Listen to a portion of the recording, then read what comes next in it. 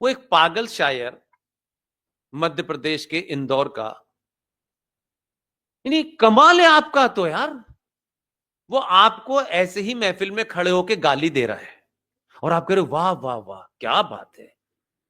किसने कहा कि भाई नहीं समझ में आ रहा है तब भी वाह वाह कहना? अब वाह वाह नहीं कहोगे तो आपका कोई स्ट्रक्चर नहीं गिर जाएगा?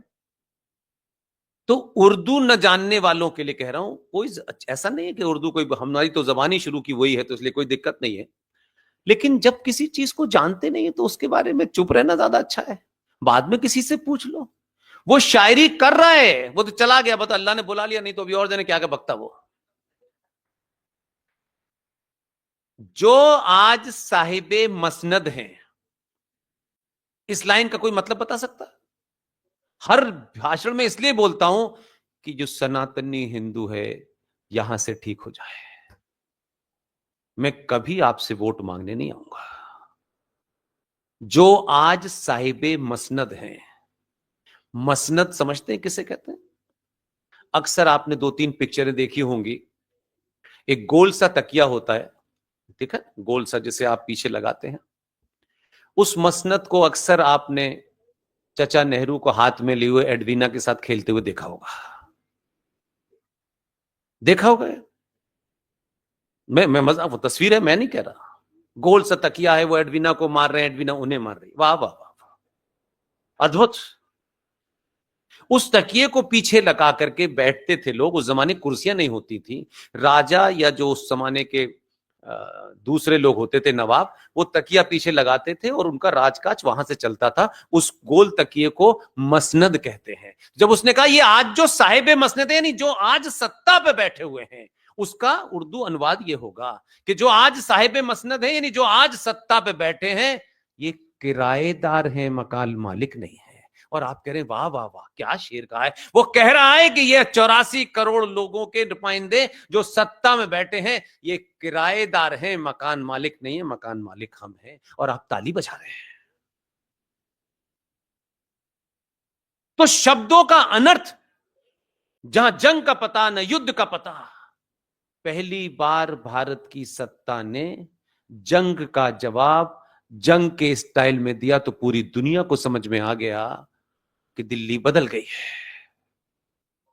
सच बोलिए, जोर से बोलिए। इसलिए जो लोग ये कहते हैं ना हिंदू मुस्लिम भाई भाई,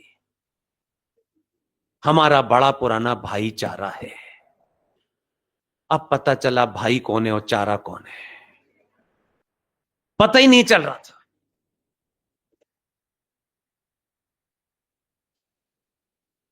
इसलिए जब तक आप सही बात नहीं कोई बताएगा, निकिता कभी आपको फ्रिज में मिलेगी, कभी अंकिता सूटकेस में मिलेगी। आप अपनी जिम्मेदारी से गायब हैं और समझते हैं कि बच्चों को सब पता होगा। नहीं, माएं अगर अपनी बेटियों के साथ एक दिन में 1 घंटे भी उसके साथ बैठेंगी तो अपना ही ज्ञान देंगी। उसका भी मन में क्या चल रहा है उससे तो पूछो। उसको अपनी भावनाओं को एक्सप्रेस तो करने दो। गलत सही तो बात की बात है। और मां, सास भी कभी बहू देख रही है। पिताजी को पैसा बहुत कमाना है, भाई गर्लफ्रेंड के साथ घूम रहा है, तो बहन घर में क्या करेगी? तो कुछ तो करेगी। उसके इमोशंस के साथ में आपका कोई तारतम्य है। उसके मन में भी फिल्म देखती है, उसके मन में भी कई सारे विचार आते होंगे, उसको भी अच्छा लगता होगा, तो उसको बातें नहीं कर रहा है। सब बिजी हैं। वो बच्ची बेचारी सड़क पे निकलती है, कोई उससे ढंग से बात कर लेता है, वो समझती है यही मेरा सच्चा दोस्त है। और जब तक वो बताती है तब तक वो फ्रिज में नजर आती है। अपने घर में अपनी बेटियों से उनको ज्ञान मत दीजिए। उनके मन में क्या चल रहा है वो सुनिए। उल्टा सीधा जो भी कुछ है वो वोमिट कर दे आकर के। माओ को, बड़ों को घर में ऐसा माहौल रखना चाहिए कि बच्चा कुछ भी गलत करके आ जाए, वो घर में आके सब कुछ बता दे। ये कॉन्फिडेंस होना चाहिए। लेकिन हमारे यहां तो बच्चे ने सच बताया नहीं और पिताजी ने लठ उठाया नहीं, वो जिंदगी में नहीं बताएगा। अरे भाई लठ बाद में उठा लेना भाई, पहले उसकी सुन तो लो यार। तो ये जो अजीब सी मानसिकता है, 90% हमारे अपने कारण से है, क्योंकि हम घरों के अंदर बात नहीं कर सकते। तो जो ये कहते थे कि ये जो हिंदू मुस्लिम जो है एक साझा संस्कृति है, हम सदियों से साथ रह रहे हैं, ये उनके लिए है। ये इतना बड़ा फ्रॉड है कि हम कभी भी साझा नहीं थे,